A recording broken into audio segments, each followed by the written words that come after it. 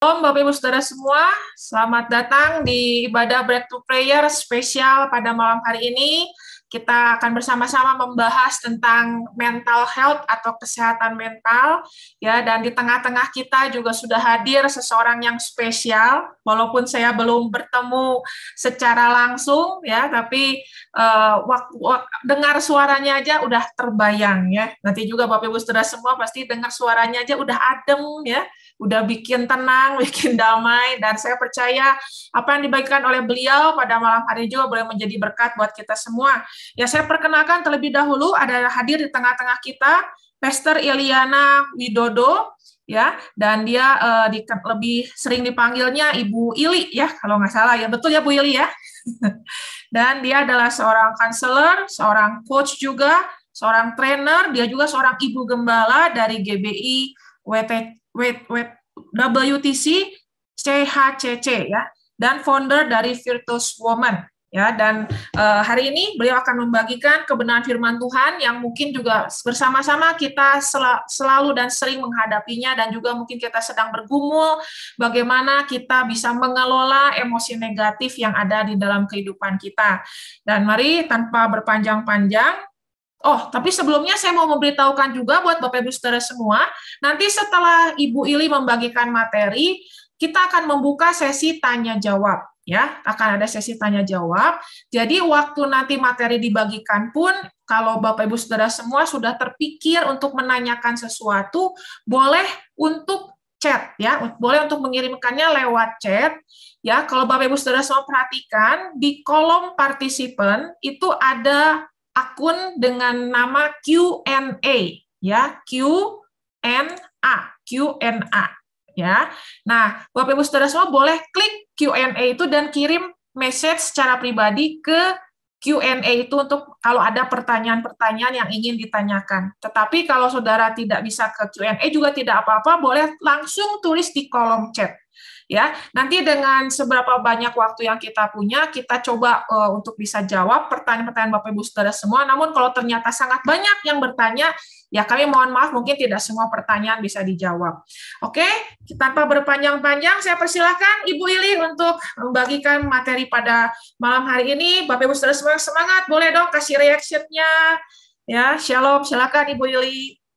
Ya, shalom, makasih Pastor Jelly, Ibu Jelly, makasih ya. Juga Pak Tias yang sudah memimpin di dalam pujian pada malam hari ini. Bersyukur kepada Tuhan kita bisa bertemu pada malam hari ini, belajar bersama-sama. Walaupun secara online, tapi saya percaya Tuhan hadir di tengah-tengah kita dimanapun kita berada, amin.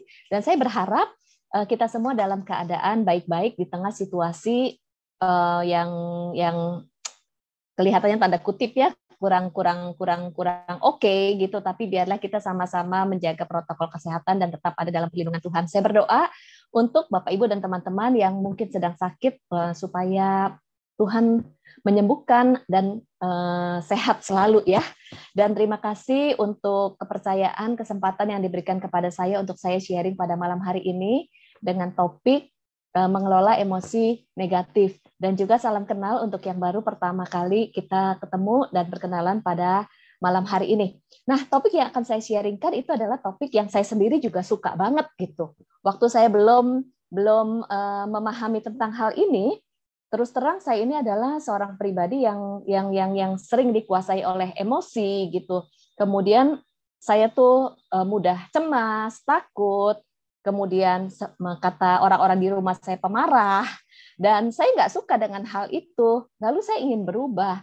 Ternyata pada saat saya ingin berubah, saya berusaha menekan emosi saya berusaha mengabaikan emosi saya. Justru saya semakin dikuasai oleh kecemasan, ketakutan, dan juga kemarahan. Ternyata mengenali tentang emosi, lalu mengenali dinamika emosi, itu penting banget supaya kita bisa mengelola emosi. Nah, saya akan mulai share screen ya.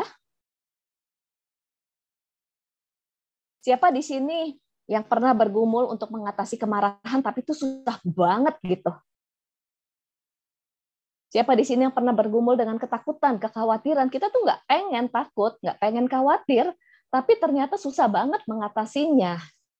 Nah, ini adalah hal-hal yang memang kita akan alami sehari-hari di dalam kehidupan kita. Oke, apakah screen-nya sudah muncul? Sudah bisa dilihat? Belum, Bu Yuli. Oke.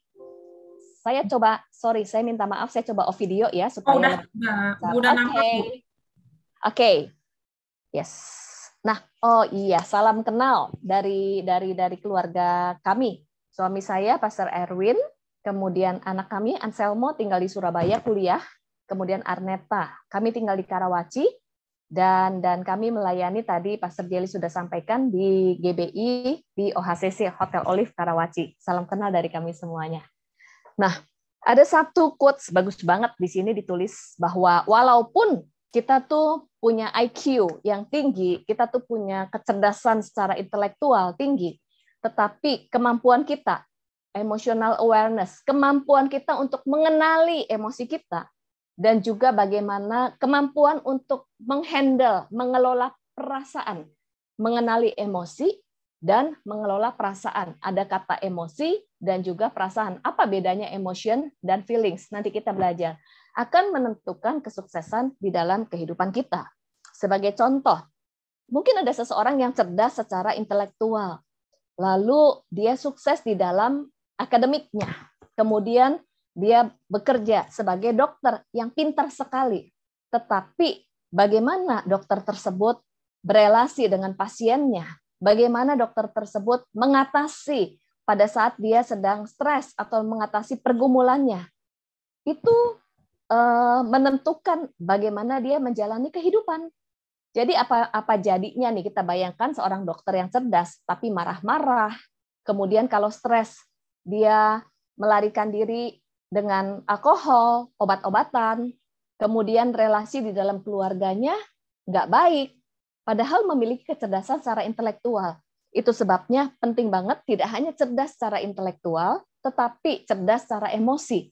Apa yang dinamakan cerdas emosi? Yaitu kita mengenali emosi kita dan bisa mengelola perasaan. Ini penting banget, yaitu self-awareness. Kita lihat di sini ya, ada area di dalam kehidupan kita. Ada self-awareness. Self-awareness itu adalah bagaimana kita mengenali diri kita. Kemudian untuk kita bisa mengelola diri kita perlu mengenali diri kita dulu. Baru kita bisa memanage, self-management. Apa saja yang perlu kita kenali? Antara lain mengenali emosi, kepercayaan, mengenali perilaku kita, mengenali cara berpikir, mengenali identitas, mengenali sejarah kehidupan kita. Setelah kita mengenali diri kita, barulah kita bisa memanage diri kita, mengelola diri kita. Apa aja area mengelola diri? Yaitu bagaimana memproses emosi. Cara memproses emosi ada yang sehat dan ada yang tidak sehat. Lalu mengelola diri juga termasuk bagaimana mengatasi stres, bagaimana mengambil keputusan-keputusan, bagaimana menentukan karir dan masa depan. Ini mengelola diri. Bagaimana mungkin kita bisa mengelola diri dengan baik kalau kita nggak mengenali diri kita? Lalu setelah kita mengenali diri kita, mengelola diri kita, barulah kita bisa mengenali orang lain, social awareness, mengenali orang lain, empati, memiliki cara pandang yang luas. Nah, pada saat kita mengenali orang lain, barulah kita bisa membina hubungan dengan orang lain, berkomunikasi dengan baik, dan mengatasi konflik. Pertanyaannya, bagaimana mungkin kita bisa mengenal orang lain kalau kita sendiri tidak bisa mengenal diri kita sendiri? Bagaimana mungkin kita bisa berelasi sosial dengan baik, social management, kalau kita sendiri nggak bisa memanage diri kita? Jadi hari ini penting banget, itu adalah dasar dari diri kita, yaitu mengenali emosi. Oke, sekarang saya lanjut ya.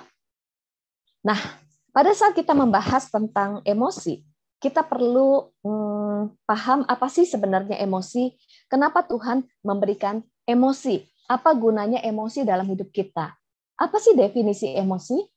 Kita lihat di sini ya, ada definisi, ini penting banget. Emosi adalah tanggapan atau respon. Mungkin saya lebih senang mengatakan tanggapan atau reaksi atas peristiwa-peristiwa yang terjadi.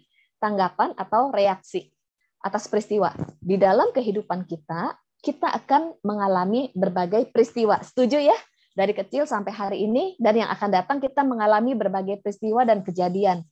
Lalu peristiwa dan kejadian itu ada peristiwa yang positif, ada peristiwa yang negatif.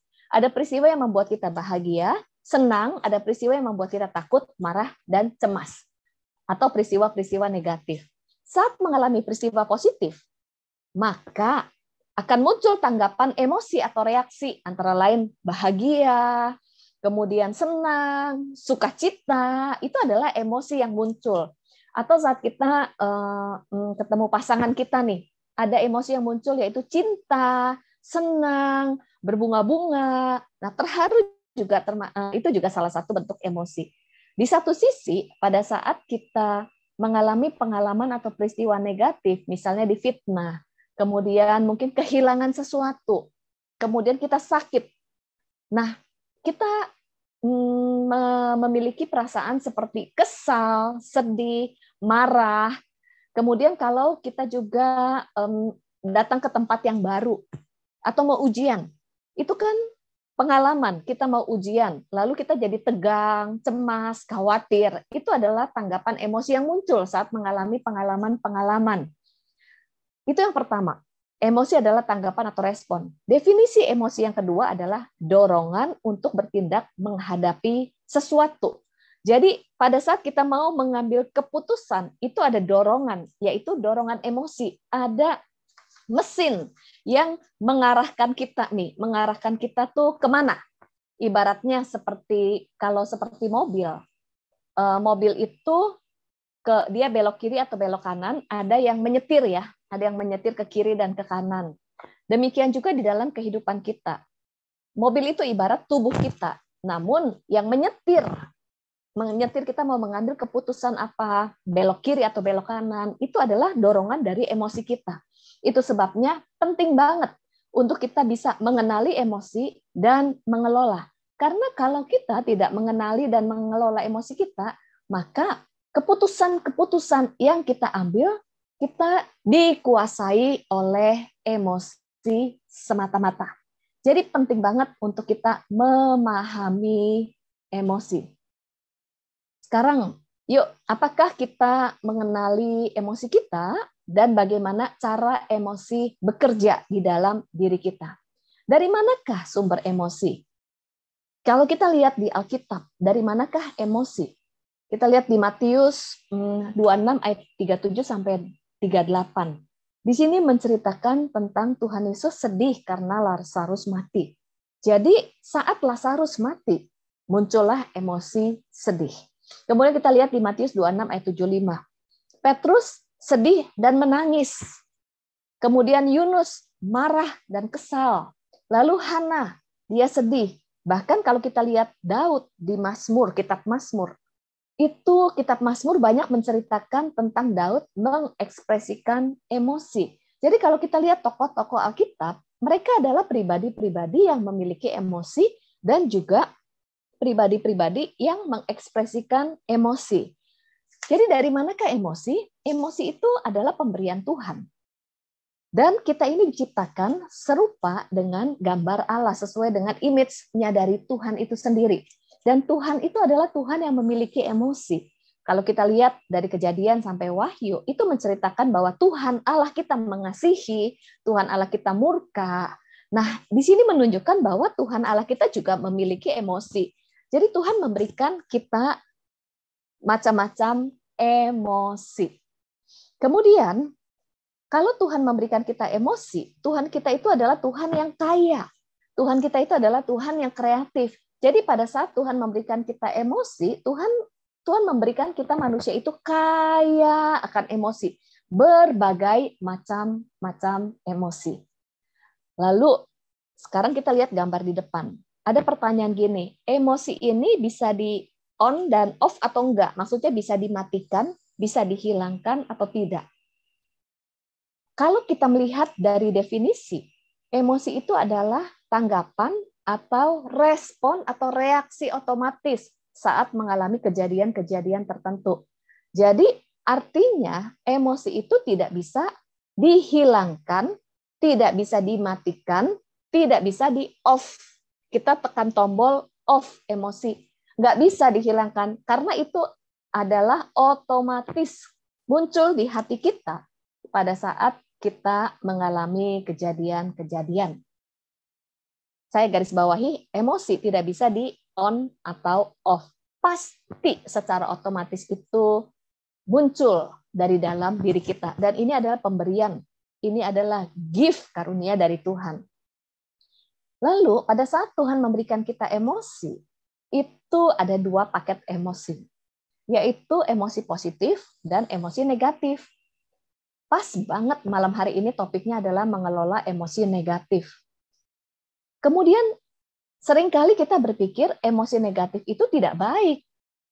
Kalau hal ini adalah pemberian Tuhan, Tuhan memberikan emosi positif dan negatif, dua-duanya ada gunanya. Dua-duanya itu berfungsi banget. Dua-duanya ini berguna bagi setiap kita. Apa sih gunanya? Dan seperti apakah emosi positif dan negatif? Kita lihat ya, ada 2 paket. Emosi positif dan emosi negatif. Dua-duanya adalah pemberian Tuhan. Saya lanjut share screen. Yes, kita lihat di sini. Emosi positif dan emosi negatif. Apa saja yang termasuk emosi positif dan emosi negatif? Kita lihat di sini feeling wheel. Bapak, Ibu, dan teman-teman bisa nanti googling di internet. Feeling wheel ini banyak banget.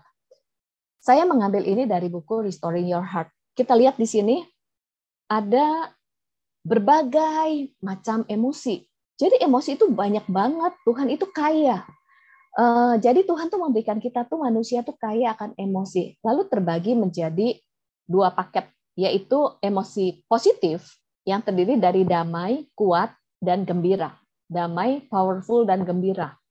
Lalu dari damai ini sendiri juga ada emosi-emosi lain seperti puas, bijaksana, intim, mengasihi, terpercaya, dan sebagainya, santai, tentram, terjamin. Lalu ada emosi kuat. Dari emosi kuat ini juga ada emosi-emosi yang lainnya lagi, seperti setia, penting, lalu gembira, dan sebagainya.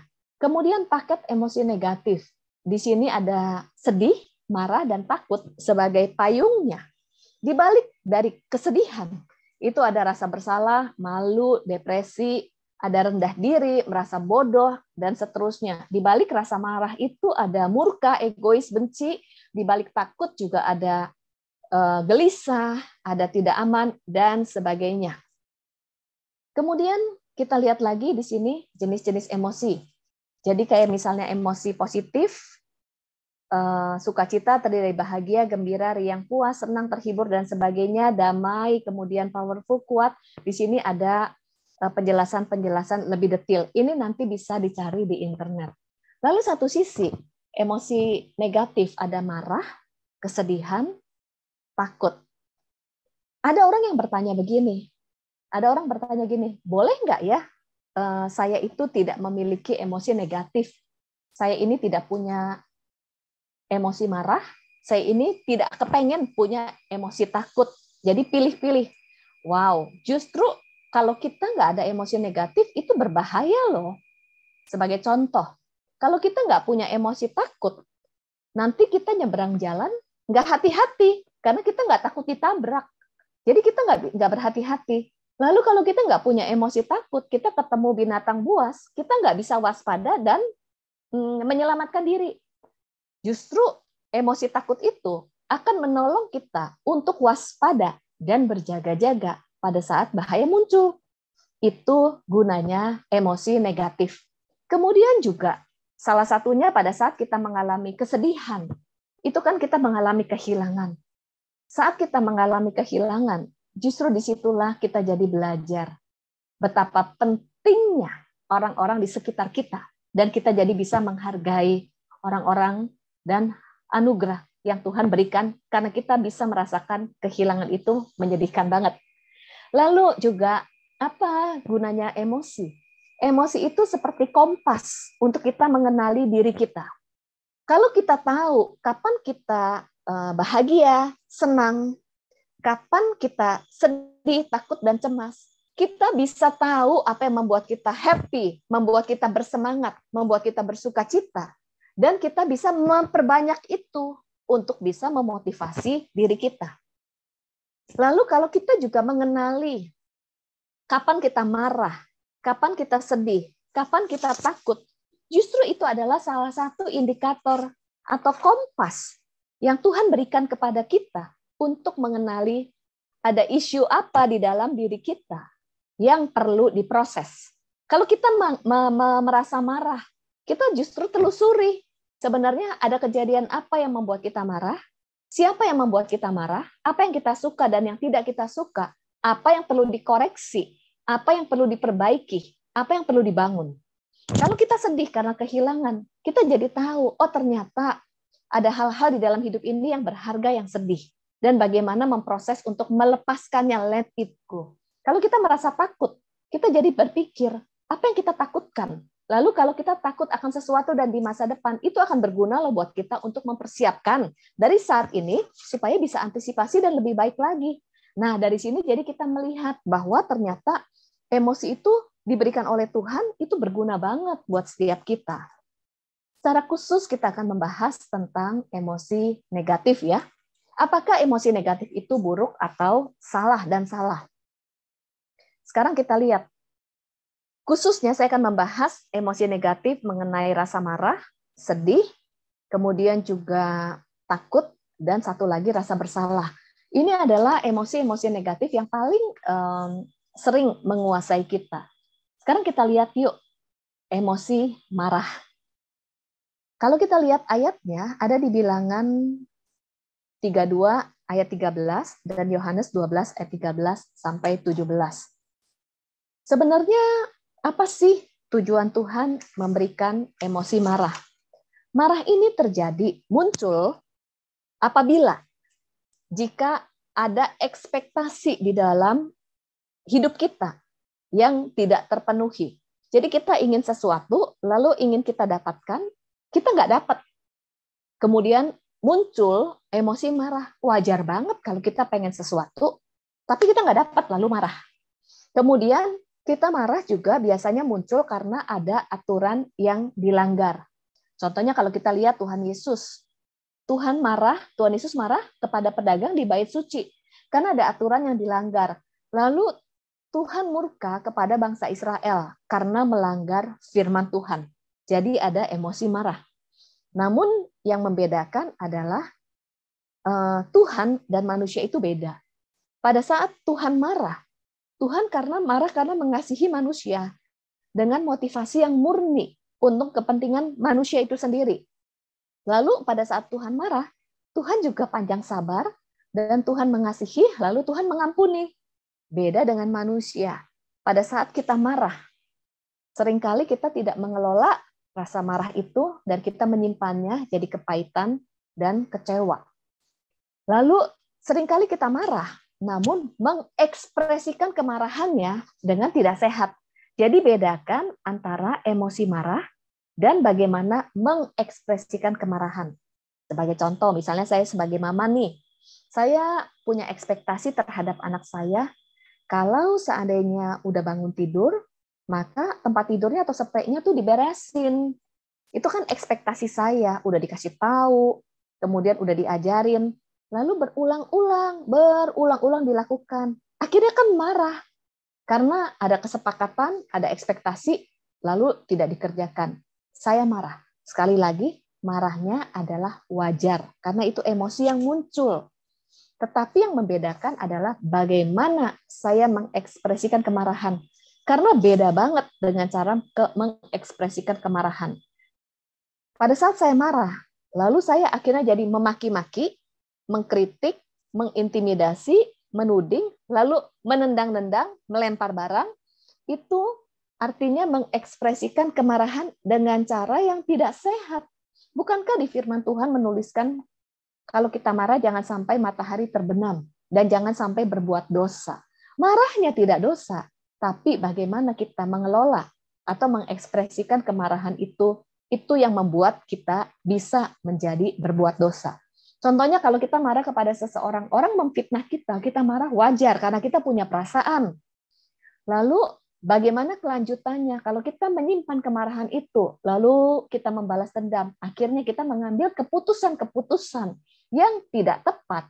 karena dikuasai oleh kemarahan yang tidak dikelola dengan baik. Nah, ini yang membedakan. Jadi cukup bisa dipahami ya bedanya.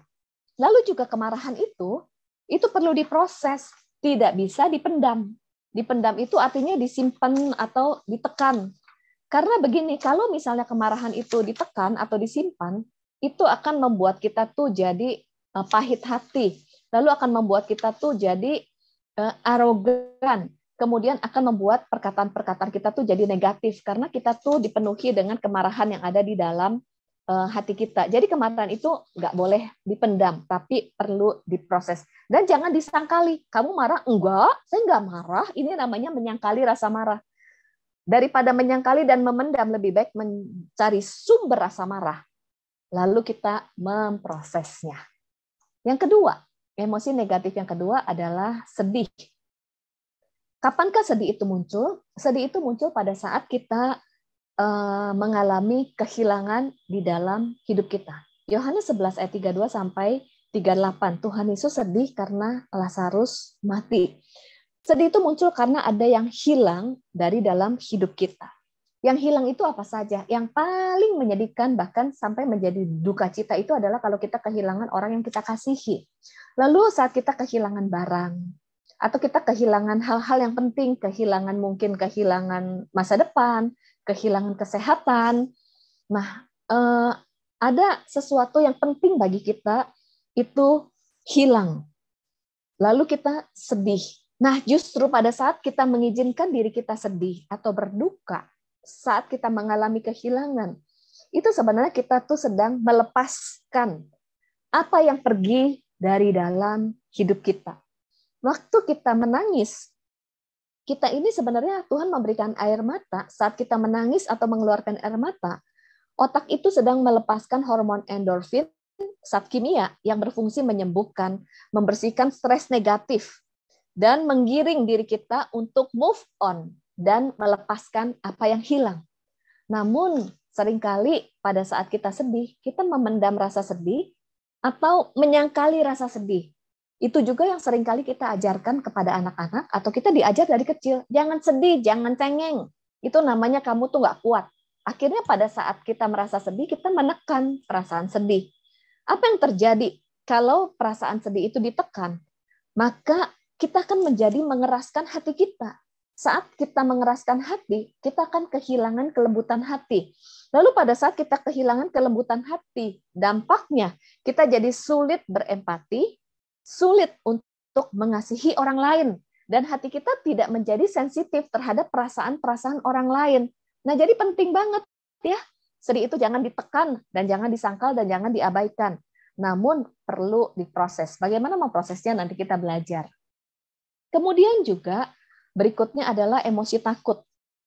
Nah, emosi takut ini juga apa sih tujuannya diberikan oleh Tuhan? Takut itu muncul pada saat ada bahaya, supaya kita tuh menjadi waspada. Ini kan penting.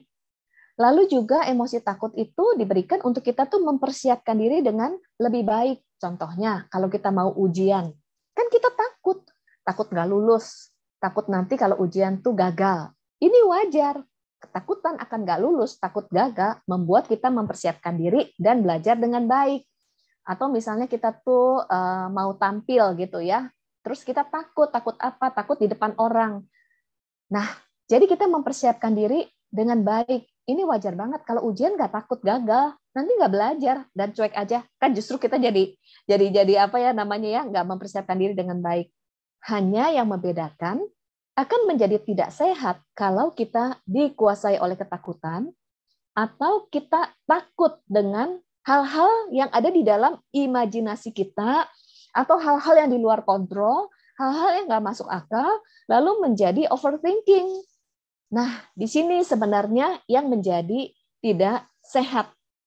Kemudian, kita ini tidak boleh menyangkali atau memendam, menyangkali dan memendam rasa takut.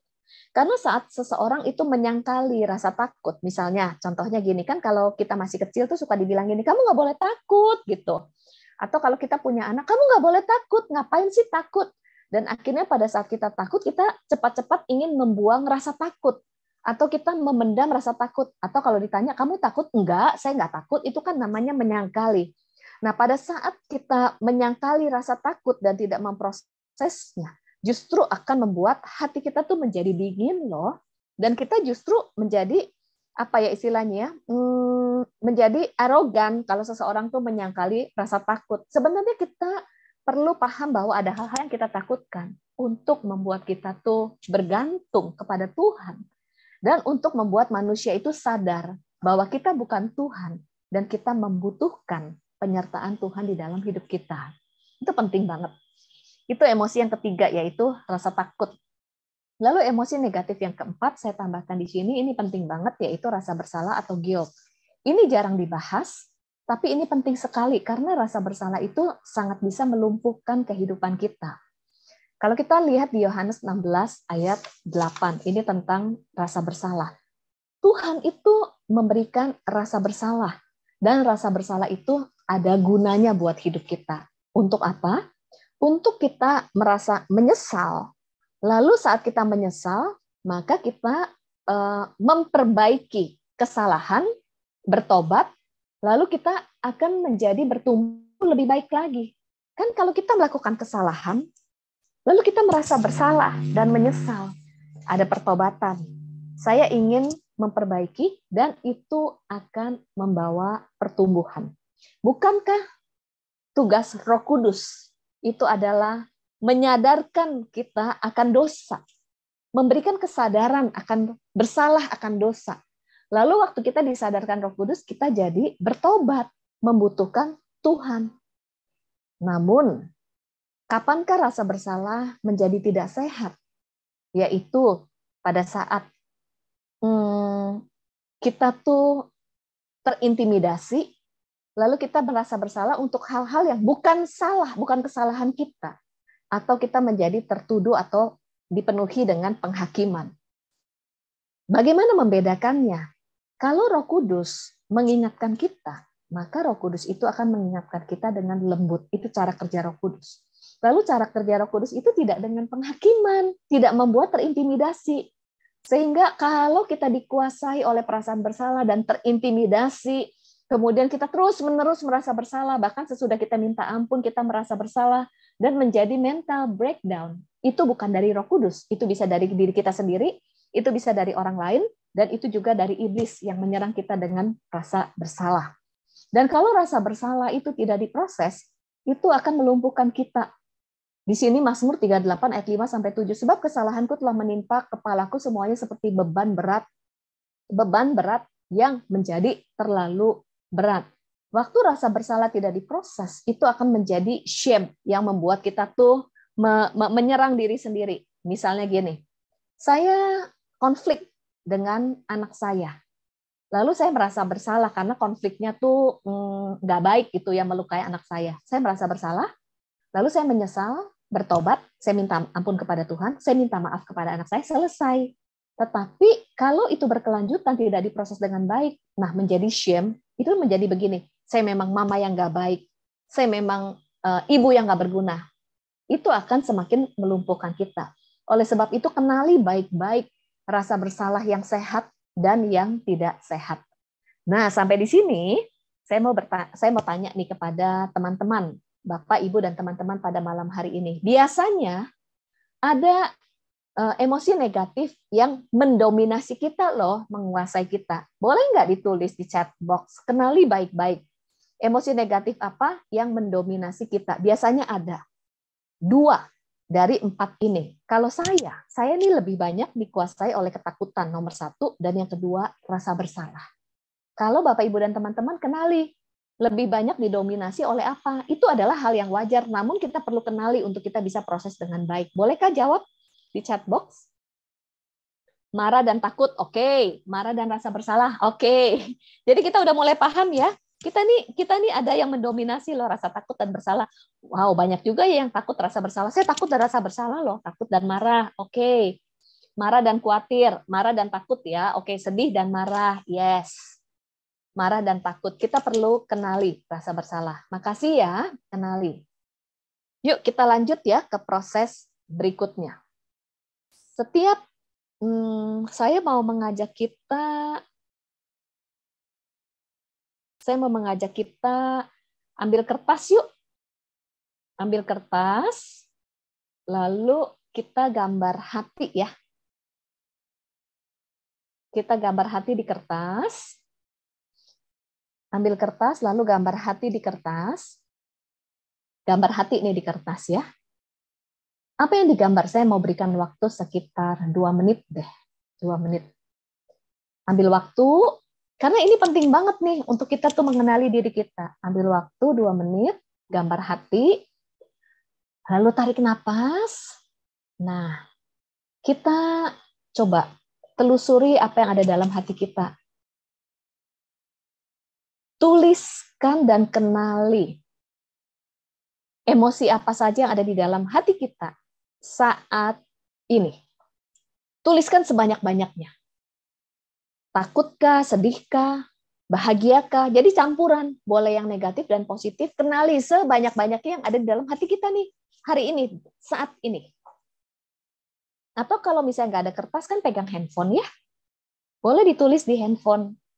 Ada apa saja yang ada di dalam hati kita.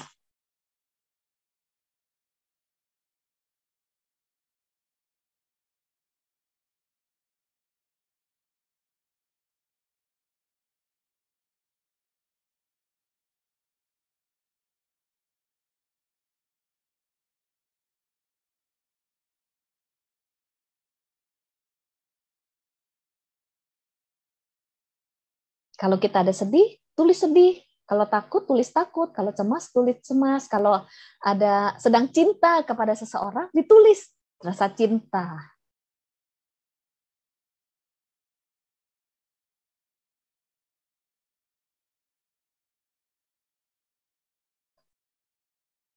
Itu penting banget. Itu bagian dari proses. Sudah tulis ya sebanyak-banyaknya. Tapi ada yang bingung nggak? Jangan-jangan saya lagi bingung nih, ada perasaan apa ya, ada emosi apa ya di hati saya. It's okay, dicoba. Oke, sampai di sini ya. Saya lanjut ya. Boleh tetap ditulis karena ini nanti kita akan lihat apa sih kaitannya. Saya akan share screen ya untuk lanjut. Sekali lagi, emosi negatif itu tidak ada yang salah, itu adalah hal yang wajar. Namun, emosi negatif itu perlu diproses. Karena kalau emosi negatif tidak diproses, itu akan menumpuk di tangki hati kita. Sebagai contoh, kita lihat di sini. Ini adalah stress scale. Stress scale itu adalah tumpukan emosi yang ada di dalam hati kita. Di sini saya mengambil grafik ini dari buku Restoring Your Heart. Kita lihat ini buried emotion, emosi-emosi yang terkubur di dalam hati kita. Sebagai contoh, saya mau memberikan ilustrasi, dan ilustrasi ini sering saya pakai ya. Ya, bisa lihat ya di sini ya. Ini contohnya adalah tangki hati kita, tangki emosi. Kemudian, dari kecil sampai hari ini kita mengalami berbagai pengalaman. Setuju ya? Ada pengalaman positif dan ada pengalaman negatif. Saat kita mengalami pengalaman negatif, tentunya kita merasakan sedih, takut, cemas, kecewa, terluka, marah, frustasi. Sekali lagi, emosi itu muncul otomatis saat kita mengalami kejadian atau pengalaman tertentu. Namun, begitu emosi negatif tidak diproses, itu akan menumpuk di tangki hati kita. Dan menumpuk sampai hari ini. Seberapa banyak tumpukan emosi negatif yang tidak diproses, itu penting banget. Kalau emosi negatif itu menumpuk dan tidak diproses, lama-lama tangki hati kita jadi penuh dengan emosi negatif. Nah, satu hari ini akan meledak seperti apa ya, gunung berapi ya, ada magma di dalamnya. Yang satu hari itu ketika ada satu kejadian bisa meledak. Nah, meledaknya ini macam-macam, bisa meledak keluar, bisa meledak ke dalam. Bayangin aja kalau tumpukannya semakin penuh, terus over capacity. Disitulah kenapa ada seseorang menjadi tahan lagi, mungkin terpikir untuk bunuh diri, nggak ada harapan, kemudian muncul isu-isu mental health yang abnormal, atau mungkin jadinya sakit, nggak sembuh-sembuh, asam lambung, kemudian migrain, ke dokter baik-baik aja, tapi terus-menerus sakit. Karena emosi yang menumpuk ini menjadi internal stress, dan membuat kita tuh dalam keadaan tegang, lalu tubuh kita mengeluarkan hormon kortisol yang akan menjadi racun bagi tubuh dan mempengaruhi kimiawi otak. Dan seseorang yang mengalami isu mental health itu kimiawi otaknya tuh sudah terganggu, yang mulai berpikir halusinasi dan sebagainya. Kimiawi otaknya itu mulai nggak balance, nggak stabil. Oleh sebab itu penting banget untuk kita bisa mengelola emosi-emosi yang menumpuk. Karena apa? Emosi negatif itu bukan untuk ditumpuk, tapi untuk diproses. Lalu kalau tangki hati kita penuh dengan sampah emosi negatif, disitulah di firman Tuhan yang menuliskan bahwa hati kita itu adalah ibarat tanah. Isinya penuh dengan semak duri, semak belukar, yang membuat benih firman Tuhan itu tidak bisa bekerja di dalam hati kita karena terhimpit oleh batu, semak, duri, semak belukar, dan sebagainya, terhimpit oleh sampah-sampah karena isinya kotor. Lalu juga pada saat tangki emosi kita ini penuh dengan sampah-sampah emosi negatif, ini kan kapasitas yang kosong untuk menampung hal-hal yang baru dari Tuhan, itu pun kapasitasnya menjadi sempit dan kita sulit menerima hal-hal yang baru dari Tuhan.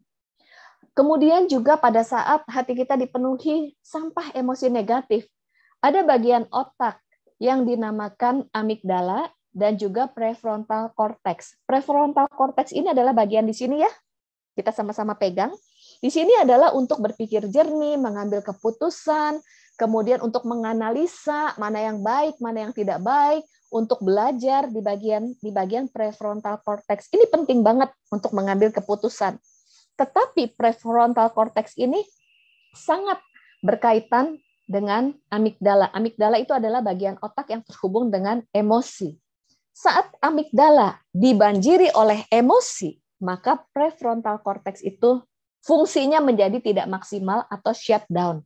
Makanya seseorang yang dipenuhi oleh emosi, dia nggak bisa berpikir jernih, dia mengambil keputusan, dikuasai oleh emosi semata-mata, karena menumpuk. Jadi penting banget untuk bisa mengelolanya dan memproses secara sehat, bukan untuk ditumpuk. Namun seringkali kita nggak tahu cara memprosesnya secara sehat. Itu sebabnya kita mau belajar hari ini.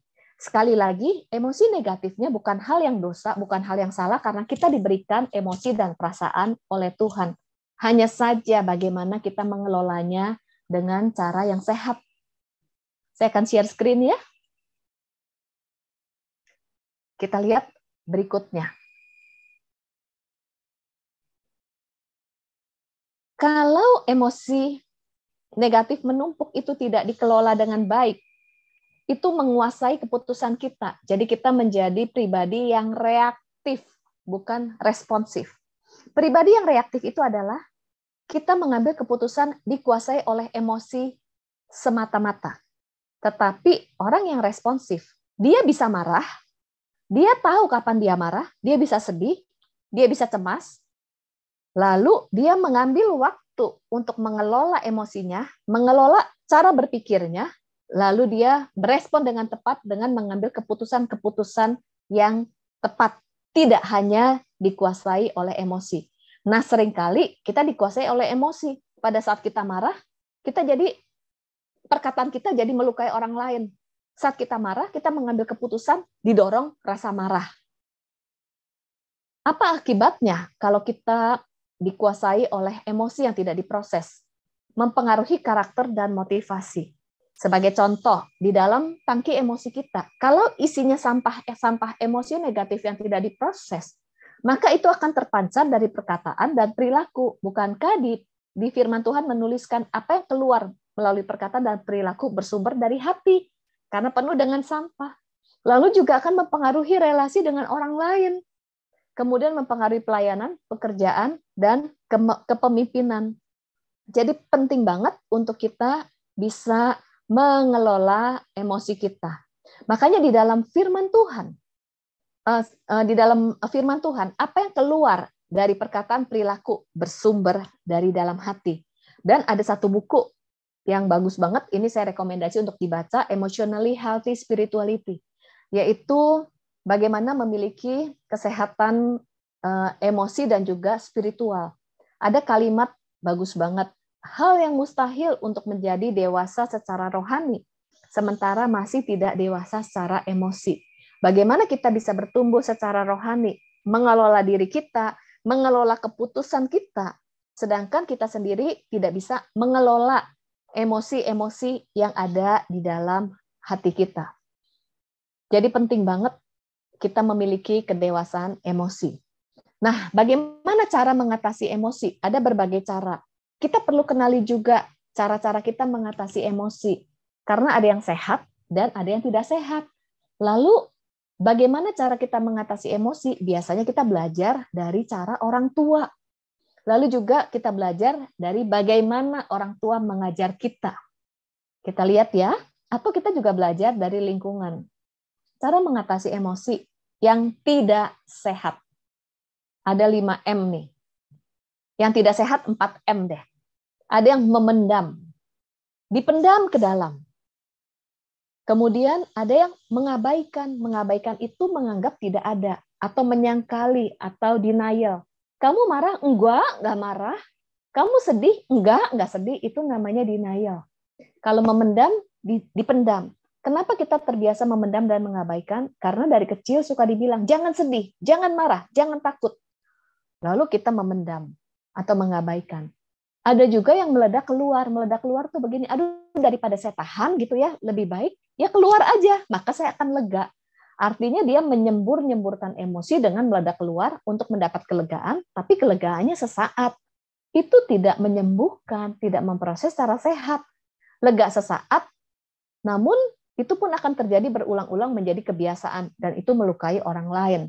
Atau ada yang kelima, yaitu mengalihkan.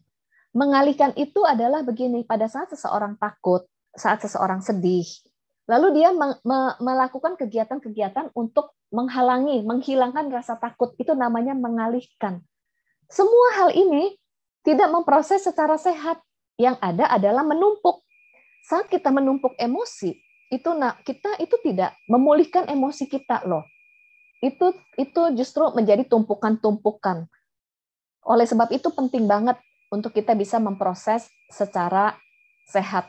Nah, mengalihkan ini akhirnya menjadi sebuah bentuk kecanduan. Kenapa seseorang itu memiliki kecanduan? Misalnya kecanduan rokok, kecanduan obat-obatan terlarang kah, atau hal-hal yang membuat kecanduan, atau kecanduan makan, kecanduan shopping, kecanduan belanja, kecanduan nonton, kecanduan ya. Biasanya kecanduan game, pornografi. Biasanya kecanduan itu adalah salah satu cara seseorang supaya tidak merasa sedih, tidak merasa takut, tidak merasa kecewa, tidak tahu caranya, lalu mengambil kegiatan-kegiatan yang mengalihkan.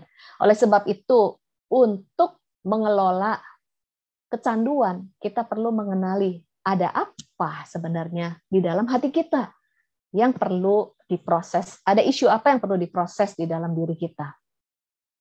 Sekarang kita lihat bagaimana cara memproses emosi secara sehat. Kalau tadi hal-hal yang tidak sehat.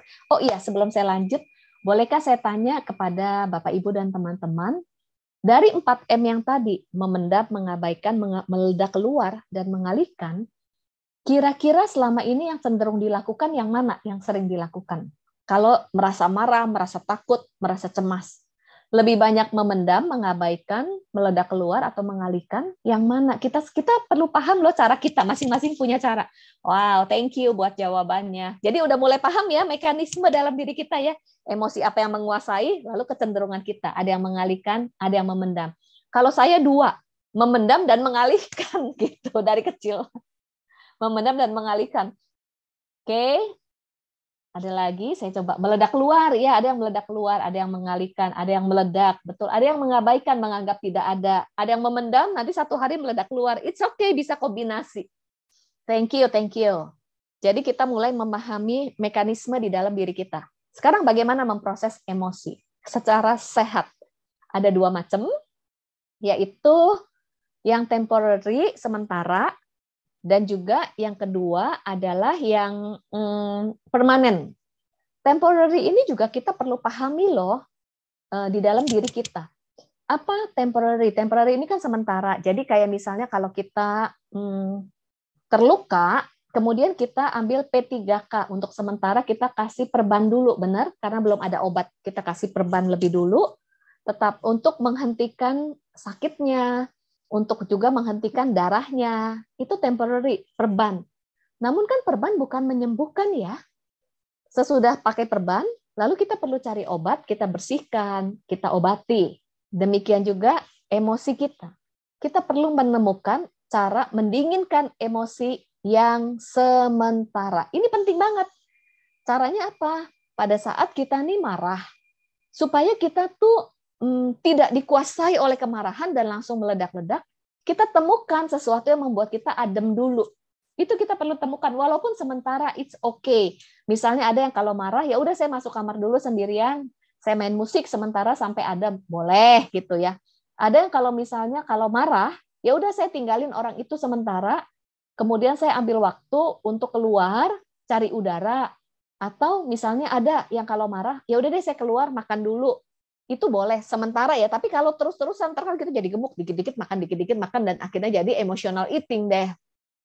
Atau juga mencari selingan atau olahraga, relaksasi, rekreasi atau hobi. Kita perlu menemukan cara kita yang kalau saat emosinya lagi tinggi, kita cari sesuatu yang mengademkan diri kita. Oke, kalau misalnya mau nonton nih sesaat atau lihat handphone sesaat, oke, tapi ini adalah temporary, untuk adem dulu.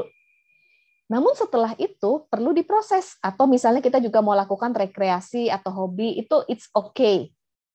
Kalau ini dilakukan secara permanen, maka itu sama aja dengan mengabaikan atau mengalihkan. Nah ini sementara it's okay.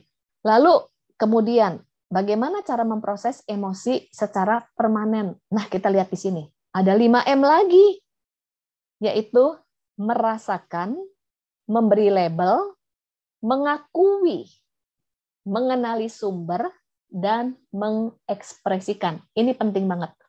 Dan ini ada tahapannya, merasakan, memberi label, mengakui, mengenali sumber, dan mengekspresikan. Kita lihat yang pertama, merasakan.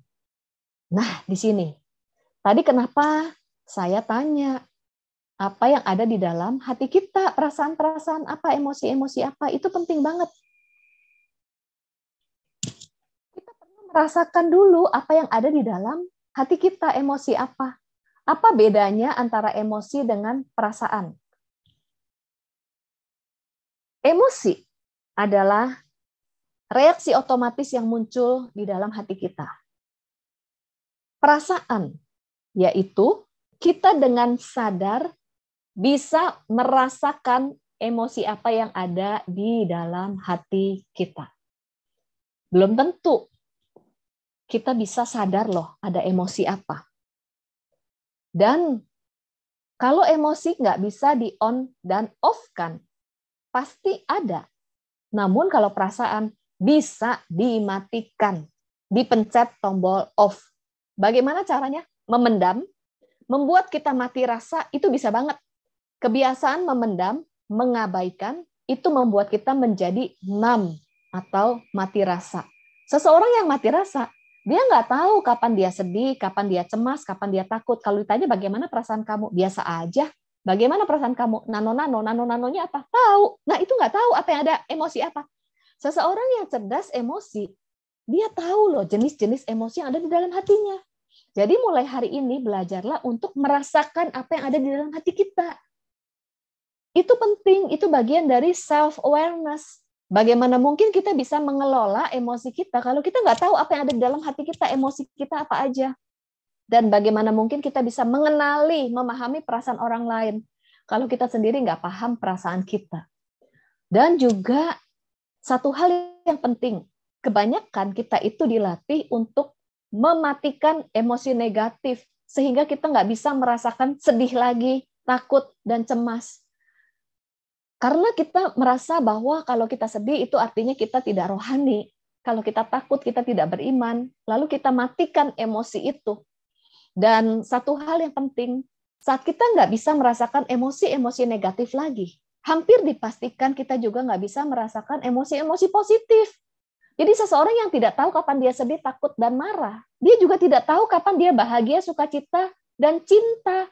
Emosinya, perasaannya menjadi mati, menjadi dingin. Sehingga akhirnya jadi mudah menghakimi, tidak memahami perasaan orang lain, hatinya nggak lembut lagi. Dan penting banget loh untuk mulai kita mengenali emosi-emosi di dalam diri kita sendiri. Ini perlu mulai dilatih. Bagaimana caranya? Saat kita mengalami pengalaman-pengalaman negatif atau kita mulai nggak enak ya, kita ambil waktu loh untuk mengenali apa yang saya rasakan sesungguhnya di dalam hati saya. Dan ditulis atau ditulis atau nggak dikenali. Berikutnya, setelah merasakan, jangan sampai mati rasa gitu. Orang yang mati rasa contohnya gini, dia nggak tahu bahwa dia sedih, dia takut, dia nggak tahu. Yang ada adalah dia kerjaannya marah-marah aja. Ditanya, kamu marah? Enggak marah. Kamu sedih? Enggak sedih. Tapi nadanya marah-marah. Cuma dia nggak merasakan marah. Oke, setelah merasakan, memberi label. Tadi kan saya sempat ajak kita untuk menulis ya. Kenali apa yang ada dalam hati kita. Lalu sekarang lingkari jenis emosi apa yang paling mendominasi dari yang kita tulis itu. Kasih label. Kasih label tuh gini. Oh, yang ada tuh ini marah, ini sedih, takut, cemas. Kasih label. Lalu berikutnya setelah memberi label, itu penting banget, yaitu berikutnya adalah mengakui. Sebagai contoh, saya mau cerita kasus seorang anak kecil ya yang marah. Pada saat seorang anak, ini juga bagaimana kita mengajar seorang anak dan juga untuk diri kita sendiri. Misalnya saya punya anak, lalu anak saya itu marah-marah. Dia kan lagi marah-marah, ngambok gitu ya. Meraung-raung lah atau dia lempar barang. Kan biasanya kita bilang, jangan begitu, jangan marah, jangan ngamuk. Yang baik tuh begini, kita panggil, kita tanya, apa perasaan kamu? Itu mengajarkan kecerdasan emosi kepada anak. Nggak tahu, nah, pasti dia nggak tahu ya gitu. Lalu kita bisa kasih tahu, kamu itu marah ya, kamu lagi marah. Itu namanya memberi label. Lalu anak itu akan bilang, iya saya marah. Jadi dia mulai mengenali, saya marah. Kemudian ditanya, apa yang membuat kamu marah? Nggak tahu. Kita juga sering begitu ditanya, apa yang membuat kamu marah? Nggak tahu gitu. Yang ada marah-marah. Kenali. Penyebabnya apa? Ajarin anak kita, kamu marah karena papa? Bukan. Misalnya dia jawab, kamu marah karena mama? Bukan. Kamu marah karena opa? Bukan. Kamu marah karena teman? Iya. Dia jawab iya. Apa yang membuat kamu marah? Teman yang mana dan siapa? Lalu dia cerita yang membuat dia marah. Oh, jadi kamu marah karena teman kamu rusakin barang kamu. Iya. Begitu emosi itu dikenali dan diberi nama dan diketahui sumbernya dan diakui, disitulah emosi negatif itu mulai melted away. Artinya apa ya? Lumer, terurai dari hati kita. Simpel ya, tapi itu adalah skill. Sehingga kalau kita merasa sesuatu yang nggak enak di hati, kenali apa yang kita rasakan. Saya cemas. Lalu apa yang membuat saya cemas? Wah, akui di hadapan Tuhan. Mengakui ini penting banget loh. When you accept your feelings without judgment, you give them permission to melt away. Waktu kita mengakui perasaan dan emosi kita, itu membuat tumpukan itu terurai dan dibersihkan dari dalam hati kita. Makanya di firman Tuhan ada Yakobus 5 ayat 16. Waktu kita mengaku dan mendoakan, maka kamu akan sembuh. Waktu kita minimal mengakui di hadapan Tuhan perasaan kita. Kalau kita mau belajar dari Daud itu adalah pribadi yang mengakui perasaan itu dengan jujur. Daud cerita dia sedih, dia marah, dia merasa seperti di dunia orang mati. Dia mengakui, dan pengakuan itu membuat kita tuh jujur di hadapan Tuhan. Ini ada satu kata bagus banget, saya minta waktu 5 menit lagi ya. Ketika 75% manusia itu percaya bahwa bohong itu perlu. Padahal gereja dipanggil sebagai komunitas atas kebenaran. Ada satu kata aletheia yang artinya tidak dikubur, tidak disembunyikan. Waktu kita jujur, itu akan membawa kita kepada terang, dan kita tuh pulih. Justru pada saat kita membohongi perasaan kita, menutupi perasaan kita tuh akan sakit dan emosi itu menumpuk. Sehingga penting banget, kalau kita marah, kita bilang tidak. Emosi marah itu tetap ada kok, walaupun kita bilang tidak. Dan justru kita jadi rugi karena itu tidak memproses. Daripada kita membohongi perasaan kita, lebih baik kita jujur, minimal jujur pada diri kita sendiri. Akui kepada diri kita sendiri, yes, saya marah, saya sedih, saya sakit hati, saya terluka, dan jujur kepada Tuhan. Penting banget untuk jujur. Lalu berikutnya, setelah kita merasakan, mengakui, jujur, kita mulai mengenali sumber penyebabnya atau peristiwa yang melatar belakangi. Saya marah karena apa? Saya sedih karena apa? Perlu ditelusuri. Seperti tadi, anak tadi. Kamu marah karena apa? Oh, karena teman merusak barang saya. Kan akhirnya mengenali orang atau peristiwa. Lalu mengekspresikan kepada Tuhan. Bilang, Tuhan, saya marah karena orang itu. Saya benci karena orang itu lakukan sesuatu. Itu akan membuat kita lega loh. Seperti kita tuh menyerahkan bagasi emosi kita kepada Tuhan. Makanya firman Tuhan bilang, marilah datang kepadaku yang letih lesu dan berbeban berat. Aku akan memberikan kelegaan. Kita menyerahkan kepada Tuhan, maka kita lega. Dan yang sering terjadi adalah kita menyimpan bagasi emosi itu. Lalu cara mengekspresikan salah satu lagi adalah kita bisa menceritakan kepada safe person. Dan kepada seseorang yang bisa dipercaya. Bukan yang ember, bukan yang menghakimi. Karena pada saat kita bercerita, itu sebenarnya kita sedang membuang sampah-sampah emosi. Jadi penting banget untuk memiliki teman untuk sharing. Yakobus 5 ayat 16. Dan kalau saya boleh sharing, tugas saya misalnya saya melayani sebagai konseling, itu sebenarnya menolong orang untuk menceritakan, mengeluarkan sampah-sampah emosinya. Dengan menceritakan, itu akan semakin terurai. Ini penting banget. Lalu, cara mengekspresikan berikutnya adalah, salah satunya bisa loh dengan menulis. Kita sekarang sering mendengar tentang journaling ya. Ini sebenarnya membantu banget supaya kita sehat secara emosi atau art therapy dengan menggambar. Waktu menulis jurnal, kita tuh mengeluarkan emosi-emosi kita ke dalam bentuk tulisan untuk kita semakin mengenali apa yang terjadi di dalam diri kita. Seperti misalnya kalau kita marah, kita akui saya marah kepada siapa. Nah, saya sering nih menulis jurnal. Sejak saya tahu saya lakukan journaling itu. Jadi kalau saya menulis jurnal, saya bisa sampai nangis. Karena kan pengalaman-pengalaman hidup itu banyak yang kita alami. Nah, waktu kita menulis jurnal itu, kita membuang sampah sebenarnya. Mau dirobek lagi, mau dibuang, it's okay. Lakukan ini. Dan berikutnya, kalau ada hal-hal yang melukai, kita perlu melepaskan pengampunan. Ini mau nggak mau kita untuk pulih dan cara mengelola emosi negatif. Begitu kita mengenali sumbernya, siapa yang berkontribusi membuat saya marah, kejadian apa yang berkontribusi membuat saya marah atau saya sedih, kita perlu mau nggak mau melepaskan pengampunan. Pengampunan yang sesungguhnya adalah kita mengakui keterlukaan kita, mengakui emosi kita. Akui dulu, saya marah, saya kecewa, saya terluka, saya sedih karena apa? Dan saya memutuskan untuk melepaskan pengampunan. Disitulah kita terbebas dari emosi-emosi negatif yang membelenggu kita. Dan kita mengalami pemulihan. Dan penting banget loh untuk pemulihan, karena saat kita pulih secara emosi, kita memproses emosi kita, itu adalah hadiah terbesar yang kita bisa berikan untuk diri kita sendiri dan juga untuk orang-orang terdekat. Karena pada saat sampah emosi itu ditumpuk, itu akan mempengaruhi perkataan, perilaku, relasi, dan keputusan-keputusan yang akan destruktif dan merugikan diri kita sendiri dan melukai orang lain. Oleh sebab itu, yuk mulai hari ini, milikilah self-awareness, mengenali emosi kita, dan lalu memprosesnya secara sehat.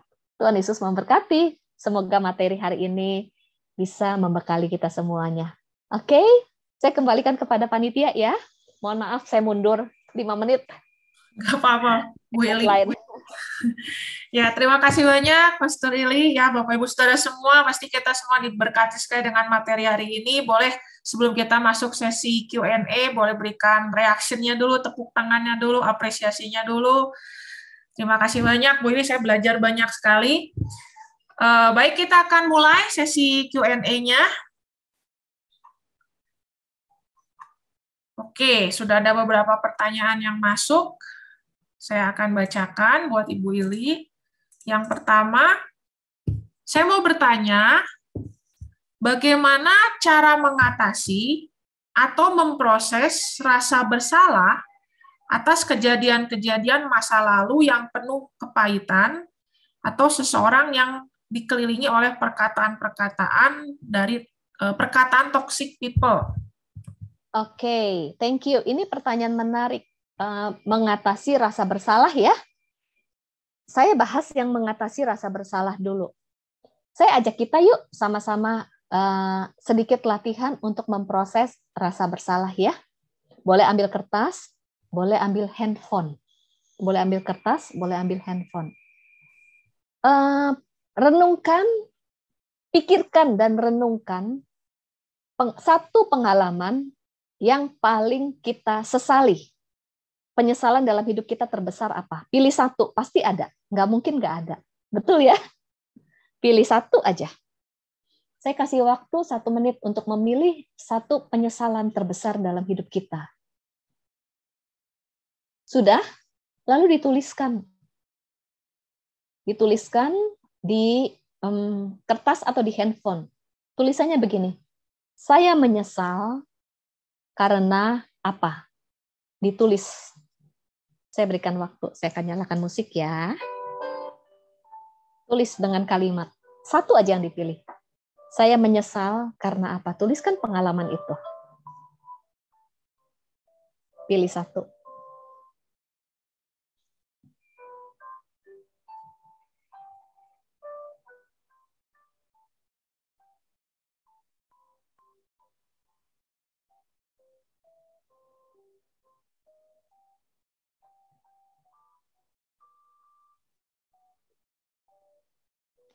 Nah, sesudah menulis penyesalan, kemudian ambil waktu berdoa sama Tuhan. Tuhan, saya minta ampun karena saya sudah melakukan ini. Ambil waktu setengah menit berdoa. Secara pribadi.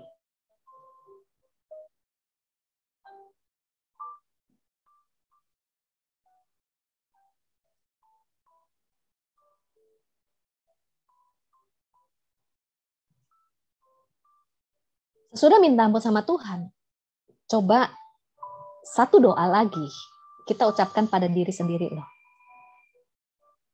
Saya mengampuni diri saya karena saya melakukan yang tadi teman-teman tulis. Itu perlu banget loh, I forgive myself. Saya mengampuni diri saya atas apa yang dilakukan.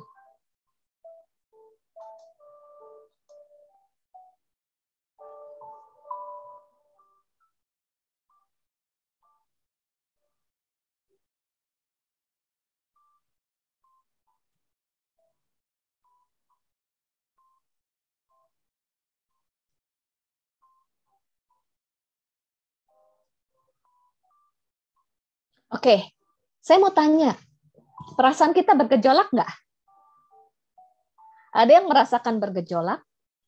Pada saat perasaan kita bergejolak, itu sebenarnya emosi itu sedang diproses loh, dibersihkan. Dan memproses penyesalan itu bisa jadi tidak cukup sekali.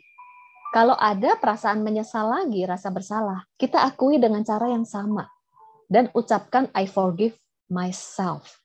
Itu membuang penyesalan kita satu demi satu. Memproses penyesalan dan rasa bersalah, itu bobotnya sama dengan memproses pengampunan. Kalau mengampuni, kita itu terjadi karena kita tuh terluka atas apa yang orang lain lakukan dalam hidup kita. Lalu kita melepaskan pengampunan. Kalau rasa bersalah, itu karena apa yang kita lakukan kepada orang lain. Bisa sengaja, bisa tidak sengaja, bisa atas kecerobohan kita, atau kita tidak bermaksud buruk, namun orang lain terluka, lalu kita merasa bersalah, betul ya. Kita proses dengan cara seperti itu. Karena penyesalan yang ditumpuk itu menimbulkan guilt ya. Nah, proseslah dengan cara begitu. Kemudian ingatkan, kalau perasaan bersalah itu muncul, kita lakukan lagi, saya masih menyesal karena ini, saya masih merasa bersalah, dan bisa berulang-ulang sampai hati kita tuh bebas, hati kita tuh terlepas dari perasaan bersalah yang menguasai. Kemudian kalau kita sudah minta ampun dan memproses itu, saat intimidasi itu muncul, kita ingatkan diri kita sendiri, ini adalah intimidasi, saya sudah diampuni. Ini adalah intimidasi, saya sudah diampuni. Diakui, Tuhan, saya masih terintimidasi, tapi saya percaya saya sudah diampuni. Ini adalah intimidasi. Kita memproses dengan cara seperti itu. Diakui, lalu kita ucapkan. Ekspresikan itu artinya kita ucapkan di hadapan Tuhan. Nah, ini menolong untuk menguraikan, membuang pelan-pelan.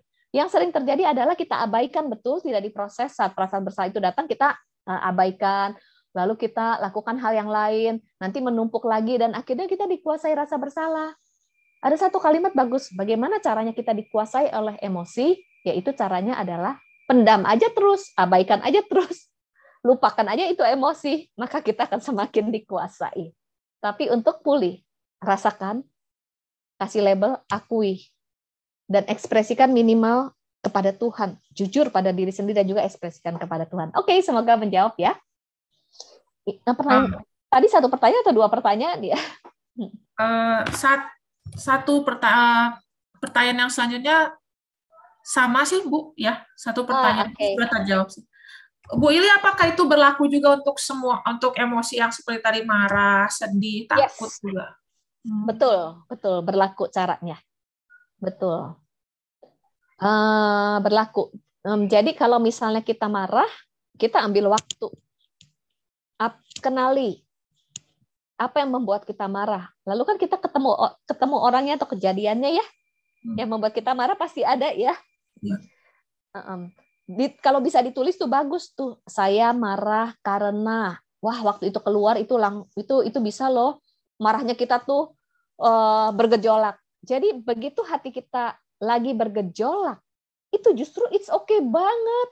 Kadang-kala kalau hati bergejolak, kita merasa bersalah, kita langsung mengabaikan, kita menyangkal, bahkan kita tengking ya. Aduh, emosi jangan ditengking ya. Jadi waktu hati kita bergejolak, ambil waktu mengakui. Nah, waktu kita mengakui saya marah, saya sedih, itu semakin bergejolak. Itu artinya seperti luka kita itu lagi dikasih betadin. Kan semakin perih ya. Semakin kita akui, lalu waktu kita nangis, kita ekspresikan di hadapan Tuhan, saya marah, saya kesel. Itu kayak Daud loh. Kayak kita peratapan, jujur di hadapan Tuhan, itu lagi membuang. Terus udah gitu saya marah karena orang itu, Tuhan saya kesel karena dia lakukan A, B, D, C. Saya merasa diperlakukan tidak adil dan sebagainya, akui di hadapan Tuhan. Lalu pengampunannya gimana? Tapi saya mau melepaskan pengampunan kepada dia karena melakukan hal-hal ini. Itu menyembuhkan banget. Mengakui perasaan, lalu melepaskan pengampunan. Semua kejadian sama caranya. Hanya saja pada saat melepaskan pengampunan mungkin tidak cukup sekali. Waktu ingat dia lagi, kita marah lagi. Akui lagi. Jadi setiap kali merasa marah, merasa kesal, biasanya kita abaikan. Tapi ambil waktu, akui. Mengakui itu penting banget. Lalu lepaskan pengampunan. Semoga menjawab ya. Ya. Wow, luar biasa Bu Ili. Oke. Saya lanjutkan lagi. Pertanyaan selanjutnya, apakah tangki emosi penuh karena ada hubungan dari waktu kita masih kecil? Dan mungkin nggak waktu bertumbuh dewasa jadi denial dengan inner child-nya? Oh, yes, menarik nih. Ada topik inner child juga. Betul banget, tangki emosi yang penuh ini tumpukan. Dan tumpukan itu adalah dari mulai kita lahir sampai sekarang tumpukannya seberapa banyak gitu. Jadi untuk memprosesnya ini perlu di clear up loh, dibersihkan. Kalau tidak diproses atau dibersihkan, ini akan menumpuk lalu tenggelam ke alam bawah sadar dan sampai sepanjang hidup selama tidak diproses itu akan menumpuk sampai tua. Dan biasanya panen rayanya itu adalah di usia 60 tahun ke atas mulailah berpanen raya, menuai, dan reaksi-reaksi yang mungkin tak terpikirkan itu biasa bermunculan di usia 60 tahun ke atas. Jadi penting banget untuk mulai memprosesnya. Namun pertanyaannya, dari mana ke mana? Mulailah dari sekarang. Yang ada pada kita yang diingatkan. Nah, kalau mau memproses lebih lanjut, yang tadi membahas inner child itu kan pengalaman-pengalaman di masa kecil, atau luka di masa kecil, trauma di masa kecil yang belum diproses, lalu tersimpan, dan itu muncul di saat kita hari ini. Ini memang proses lebih lanjut, artinya lebih mengarah ke memproses luka emosi, luka batin di masa kecil, dan itu perlu ditelusuri. Namun untuk menelusuri dan menyembuhkan luka masa lalu atau luka emosi, dasarnya adalah bagaimana memproses emosi hari ini. Lalu mulai dieksplor pengalaman-pengalaman yang lain. Nah, semoga ini saya bisa menjawab ya. Ya, makasih Bu Ili. Ya. Selanjutnya, bagaimana caranya kita tahu apakah kita ini bipolar atau enggak ya? Oke. Sebenarnya kan kayak begini loh. Yang penting, yang simple. Waktu kita flu gitu ya, waktu kita flu batuk, kan kita pengen tahu ini karena COVID atau batuk biasa, atau karena radang tenggorokan, atau karena penyakit yang lain, betul? Nah, untuk kita bisa tahu ini karena COVID, radang tenggorokan, atau penyakit yang lain, apa yang kita lakukan? Tes, ada tesnya. Ke lab, misalnya, atau ke dokter, sama juga. Untuk kita bisa tahu, kita ini, kalau bipolar ini kan untuk hal-hal yang, apa ya istilahnya ya, isu-isu psikologi lah ya, untuk kita lebih tepatnya memang ketemu dengan orang yang ahli atau ada assessment. Mungkin saya bisa menjawab itu. Kalau kita nggak ke orang yang ahli, seperti ke psikiater atau psikolog, itu kan kita kayak menebak-nebak. Wah, ini saya batuk COVID kali, bukan radang tenggorokan biasa kali. Dan akhirnya kan penanganannya jadinya kalau mungkin COVID perlu dikasih, kalau radang tenggorokan mungkin perlu dikasih antibiotik, atau mungkin juga sebenarnya perlu dikasih antivirus supaya bisa lebih tepat kan diperiksa daripada menebak-nebak lalu penanganannya dengan obat-obat yang berbeda. Demikian juga dengan menebak-nebak nanti penanganannya jadi berbeda gitu. Semoga menjawab. Oke ya, jadi jangan tebak-tebakan ya Bu Ili. Iya, penting banget, penting banget. Oke, selanjutnya bagaimana Bu Ili kalau ada orang yang dia mengalihkan emosi kemarahannya itu malah jadi ke self harm ya, menyakiti diri sendiri. Bagaimana cara mengatasinya? Ya, oke. Kita membahas tentang orang lain atau tentang diri kita sendiri. Cara mengalihkan emosi itu bisa ada yang ke self harm, bisa ada juga yang misalnya kelihatannya positif loh, olahraga.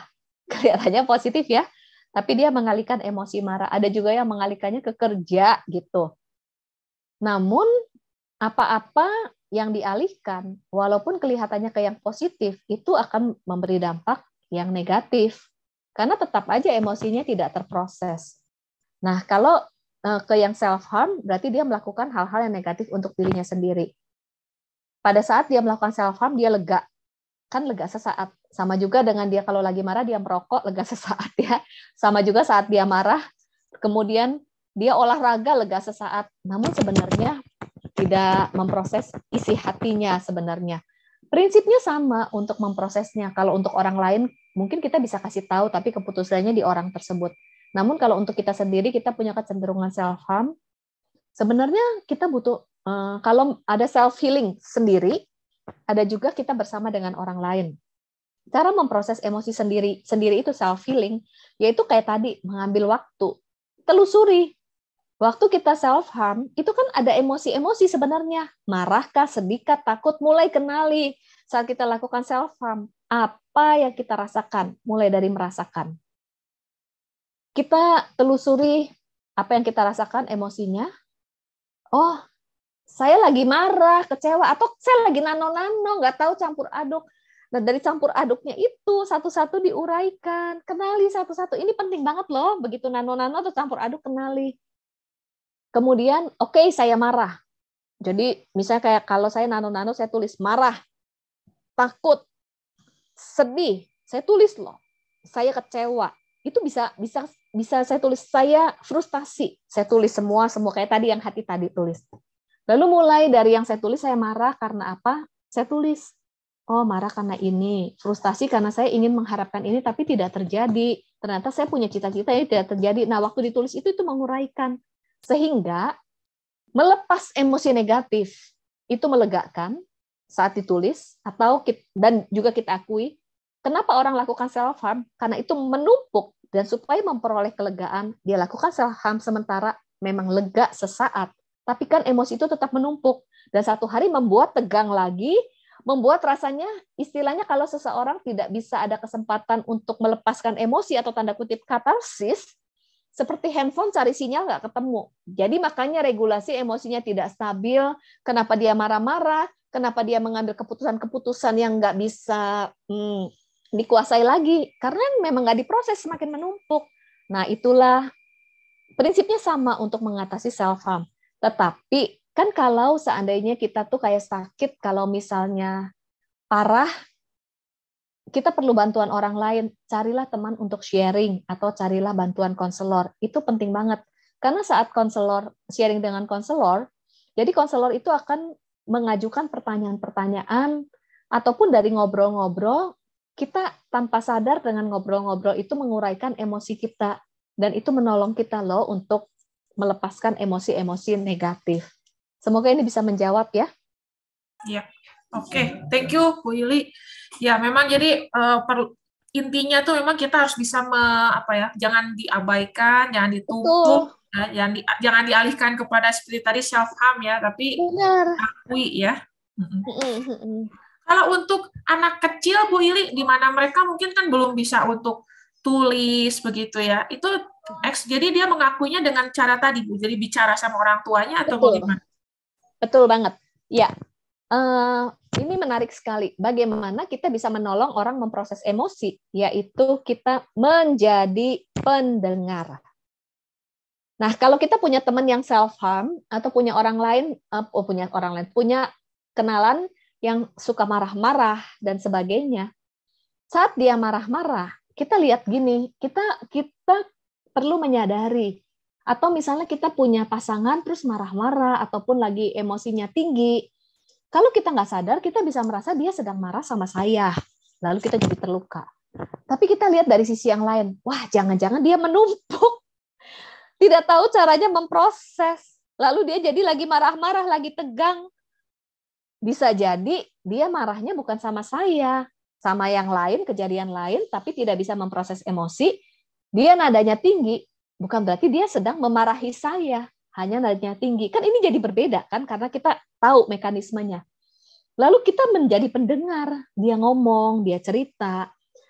Kita bisa tanyakan loh, baik ke anak ataupun ke orang lain. Apa yang kamu rasakan? Itu pertanyaan powerful yang bisa menolong. Karena begitu orang itu bisa mengakui yang saya rasakan sedih, takut, cemas, karena apa? Kan begitu emosi dikenali, diakui, dan diceritakan, itu lumer. Membuat jadi sampai emosinya itu tuh tegangannya tinggi jadi menurun. Demikian juga kepada anak-anak. Kalau anak-anak dia lagi marah dan sebagainya, kita berikan waktu dulu, lalu kita tanya, kamu lagi marah ya? Kamu lagi perasaan kamu marah. It's okay kamu marah, tapi perlu diajar. Kamu marah oke, tapi pukul-pukul dan maki-maki itu tidak baik. Kalau kamu marah, kamu cerita. Coba kamu ceritain apa yang membuat kamu marah. Nah, pada saat anak cerita, itu sebenarnya anak tuh menguraikan. Sayangnya orang tua jarang memberi kesempatan untuk cerita dan jarang menanyakan perasaan. Betul nggak? Pada saat anak mulai nangis, jangan nangis, kita jadi marahin dia. Gitu. Dia tambah marah-marah, jangan marah-marah. Alangkah baiknya apa yang membuat kamu nangis, coba kamu ceritain apa yang membuat kamu sedih. Waktu kamu marah, kamu ceritain apa yang membuat kamu marah, itu sangat menolong. Lalu yang kedua, art terapi dengan menggambar, mencoret-coret, itu menolong. Saya sendiri aja suka loh. Kalau saya tuh tertekan atau apa, saya ambil kertas, saya gambar, nggak tahu gambar apa aja, dan di situ membuat saya tuh lebih lega. Demikian juga untuk anak-anak juga itu menolong. Lalu satu lagi sebentar ya. Itu dulu deh. Ya itu dulu, itu menolong banget untuk anak-anak. Oke, thank you Bu Ili. Selanjutnya, eh, kalau jika kemarahan yang kita ekspresikan itu dengan cara meledak, tapi tujuannya tuh ya kita mau menyadarkan orang itu akan kesalahannya gitu, itu boleh nggak dilakukan? Oke. Nah, ini mengekspresikan dengan cara sehat nih. Kita bedakan ya, cara provokatif dan asertif. Kalau kita mau bilang kita marah, boleh nggak? Boleh banget. Kalau kita mau bilang kita sedih, boleh nggak? Boleh banget. Hanya saja bedanya provokatif dan asertif. Bedanya apa provokatif dan asertif? Misalnya, saya ini, misalnya gini, suami saya nih semakin sibuk karena pelayanan. Lalu perasaan saya apa? Kesepian ya, terabaikan. Cara yang provokatif adalah begini, kan saya kesepian, terabaikan, lalu sedih dan juga marah. Cara yang provokatif, kamu nggak pernah punya waktu, mendahulukan pelayanan. Kamu nih ya cuekin saya, memang kamu nggak sayang sama saya. Itu provokatif.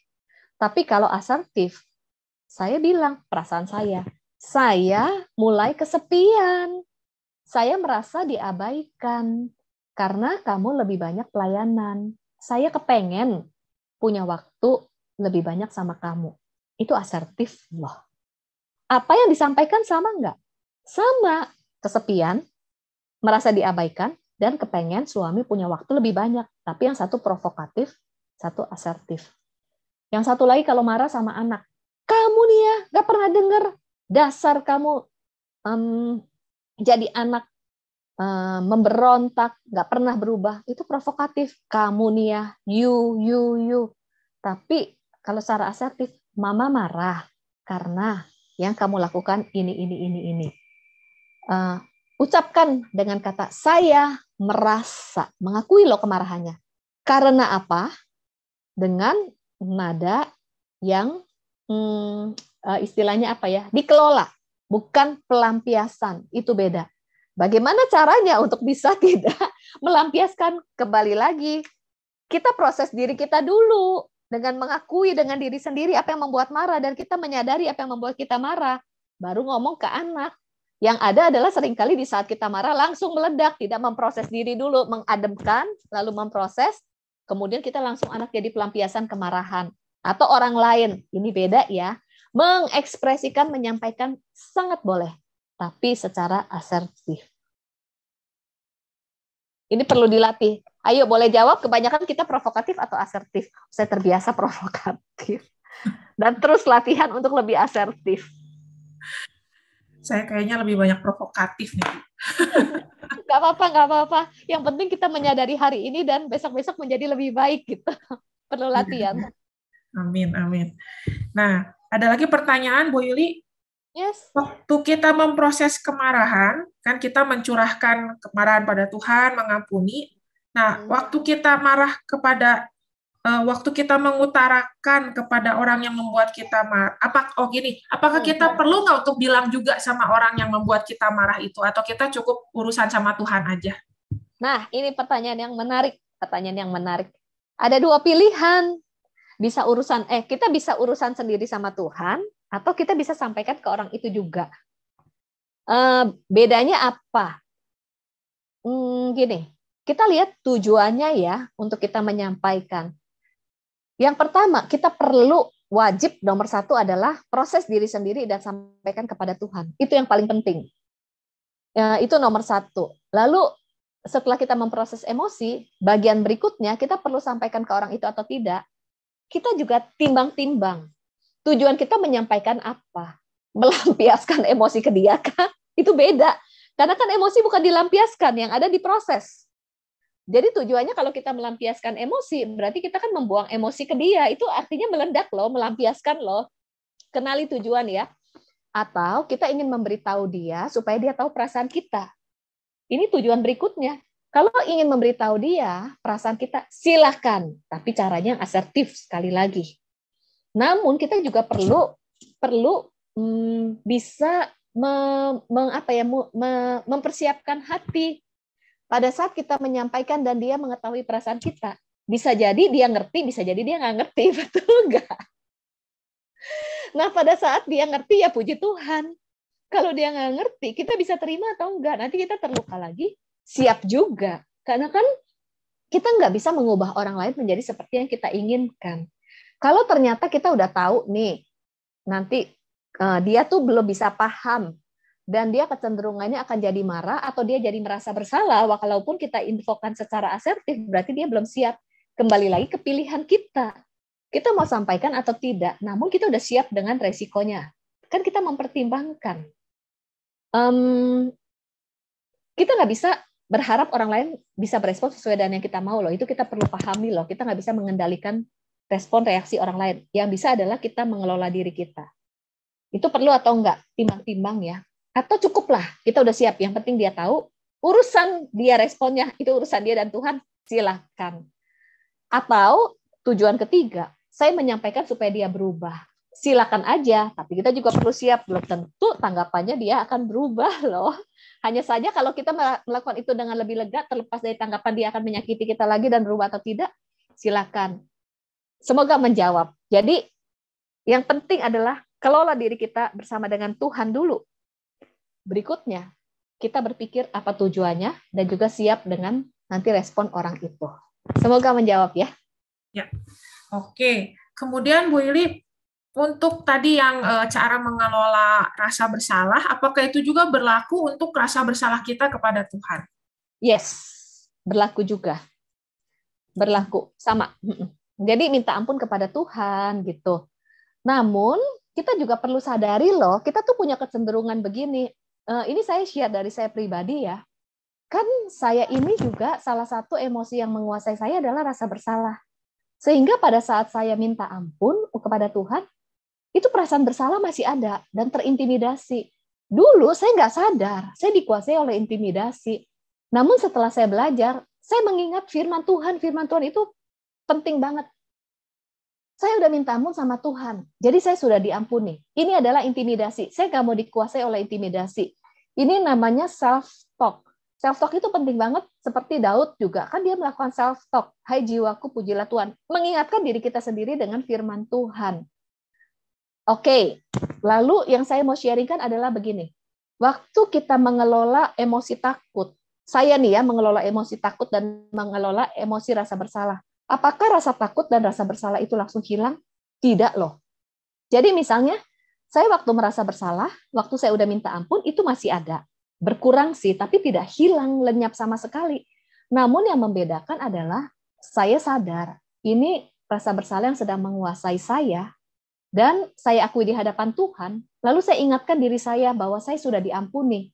Kemudian rasa bersalah itu tidak mencegah, sorry saya kalimatnya. Rasa bersalah itu tidak menghambat saya untuk mengambil keputusan yang tepat. Karena gini, dulu waktu dikuasai rasa bersalah, saya jadi nggak berani ambil keputusan. Saya takut salah untuk ambil keputusan. Ini kan namanya dikuasai dengan rasa bersalah. Bedanya pada saat saya mengakui, Tuhan saya pernah merasa bersalah, saya merasa bersalah karena ini. Namun saya mau mengambil keputusan ini, saya akan belajar mengambil keputusan. Maksud saya adalah baik, tujuan saya baik. Kalau salah itu juga adalah pembelajaran buat saya. Saya berani ambil keputusan itu, dan kalau salah, saya ingatkan, it's okay salah, kan namanya juga belajar. Itu namanya mengelola diri. Tidak langsung hilang, tapi menyadari bahwa itu adalah intimidasi yang menyerang. Itu penting banget loh. Jadi tidak semata-mata langsung hilang lenyap ya emosi itu. Misalnya juga saya kan ada dikuasai rasa takut. Mau apa-apa saya takut terus ya. Bedanya dulu, waktu saya takut, saya nggak berani lakukan apa-apa, jadi diem aja. Sekarang waktu saya takut, saya bilang, Tuhan saya takut nanti ke depannya A, B, dan C. Lalu saya akui, Tuhan saya takut nanti, kan overthinking, saya takut abis ini nanti terjadi ini, saya takut abis ini terjadi ini, saya tulis. Lalu setelah tulis, baiklah saya tahu Tuhan, masa depan itu di dalam tangan Tuhan, saya mempercayai, dan saya belajar memutuskan, menyerahkan masa depan saya di hadapan Tuhan. Walaupun ada rasa takut, tapi saya lebih berani untuk ambil keputusan dibandingkan kemarin-kemarin dikuasai rasa takut. Itu beda banget. Apakah takutnya langsung hilang? Tidak langsung hilang. Namun berkurang dan tidak mengurung saya lagi. Orang yang berani bukan berarti dia takutnya hilang. Dia masih ada rasa takut. Cuman dia paham apa yang dia takutkan dan juga dia mengambil keputusan tidak dikuasai oleh rasa takut. tapi bukan menyangkali ya. Ini penting banget loh. Semoga bisa memberkati. Lalu juga berikutnya, kalau kita ada rasa takut, rasa sedih, rasa bersalah, hiduplah bersama dengan emosi itu. Karena kan itu emosi dari Tuhan. Jadi kadangkala kita takut, jadi merasa bersalah karena rasa takutnya. Lalu kita jadi merasa tidak beriman, jadi tumpuk lagi emosinya. Yang ada adalah akui, iya saya masih ada rasa takut, Tuhan tolong saya. Saya ada rasa takut karena ABCD, namun saya menyerahkan kepada Tuhan. Dan saya belajar untuk mengambil tindakan ini, walaupun saya masih takut. It's okay, gitu. Bukan berarti emosi itu hilang, kan emosi tidak bisa hilang. Hanya saja apakah kita dikuasai dan itu perangkap dan terus menumpuk sehingga perilaku kita menjadi negatif. Itu beda loh. Semoga menjawab ya. Ya, oke Bu Ili, dan ini ada saya rasa ini pertanyaan terakhir ya Bapak Ibu Saudara semua. Pertanyaan terakhir yang dia tanyakan ialah, saya biasanya kalau lagi stres itu tidur. Nah, waktu saya bangun, saya udah nggak merasakan stresnya lagi. Jadi bagaimana cara saya memproses emosi tersebut? Oke, yes. Memang tidur itu adalah salah satu untuk membuat kita tuh lebih tenang, lebih lega. Ada seseorang yang memang cara mengatasi stresnya tidur. Namun istilahnya begini, kan stres itu perlu dikelola ya. Kalau tidur bisa jadi itu adalah salah satu, kita coba refleksi ya, salah satu bentuk pengalihan. Lalu pada saat tidur lupa, lega loh. Kan kayak kita melakukan sesuatu, misalnya saya lebih cenderung waktu saya stres saya akan lebih sering di depan laptop. Apa aja dikerjain gitu. Terus kayak gitu kan waktu mengerjakan sesuatu, saya udah nggak inget lagi, udah lupa lagi stresnya. Betul, itu membantu. Nah, kenali benarkah hal itu udah benar-benar diproses, atau itu pengalihan sementara. Karena bisa jadi itu cara kita untuk mengelola diri kita yang temporary, atau bisa jadi menjadi bentuk pengalihan. Namun yang sehat adalah stresnya itu dan berbagai emosinya itu diakui, emosinya diproses, itu penting banget. Karena kalau tidak, walaupun lega, sebenarnya menumpuk, lalu tersimpan di alam bawah sadar. Kita udah nggak merasakan lagi, namun itu tetap ada, mempengaruhi perilaku-perilaku kita tanpa sadar. Jadi penting banget untuk memprosesnya. Semoga menjawab ya. Hindari mengabaikan, bahkan ya udah tidur abaikan, toh lega juga gitu. Tetap perlu diproses. Oke, thank you Bu Ili. Ya, terima kasih juga buat Bapak Ibu Saudara semua yang sudah ikut berpartisipasi dalam sesi Q&A pada malam hari ini. Memang ada beberapa pertanyaan yang tidak saya bacakan, tapi saya rasa bisa terjawab juga dari jawaban-jawaban yang tadi. Sekali lagi terima kasih banyak Pastor Iliana untuk kehadirannya malam hari ini. Bapak Ibu Saudara semua juga boleh berikan reaction-nya ya, tepuk tangannya buat Ibu Ili yang malam hari ini sudah mengajar kita ya, sama-sama Bu Ili.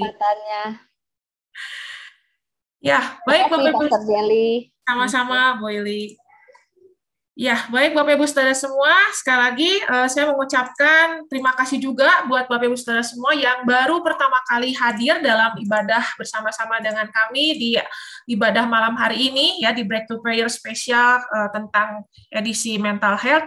Dan saya ingin mengajak Bapak Ibu Saudara semua, kalau ingin terhubung lebih lagi dengan kami dalam komunitas Bandung City Blessing, silahkan Bapak Ibu Saudara semua boleh DM kami di Instagram @BandungCityBlessing, atau Bapak Ibu Saudara semua juga boleh menghubungi kami.